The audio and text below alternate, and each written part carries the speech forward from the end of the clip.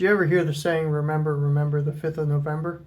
If so, it comes from one of the craziest plots in British history, the Gunpowder Plot of 1605.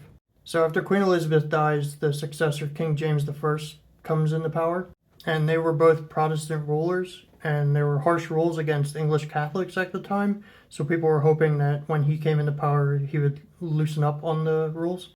But he didn't, and the persecution continued.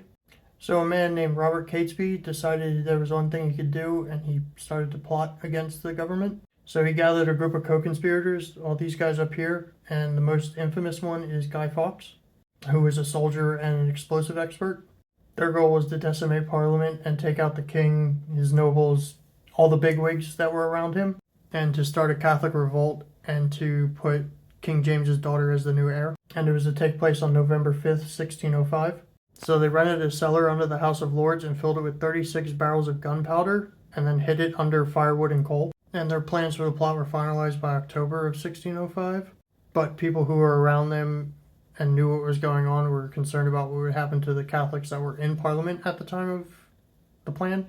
So an anonymous letter was sent to Lord Monteagle, and it got to him by October 26th. It was warning him basically not to go to Parliament during that day. And by the 1st of November, the king was known about the letter that was sent. And by the next day, they had people searching Parliament for what was going to happen. And on the day before the plot was supposed to happen, they searched the cellars and they found Fawkes there.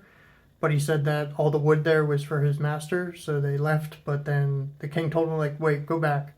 So they went back, and then they found him still there with matches and eventually moved the timber away and found the gunpowder. So they arrested him immediately and then took him to the king the next morning.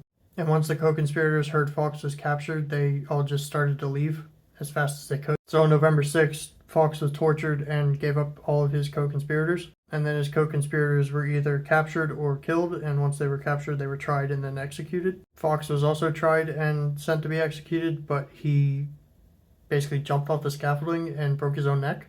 So everyone but the conspirators survived, and then the next year, November 5th, was made a day to commemorate the foiling of the Gunpowder Plot, and that lasted until like 1859 or something like that. And then that eventually became Guy Fawkes Night, where there were bonfires and fireworks. So that's why it's remember the 5th of November for the day that Parliament didn't get destroyed.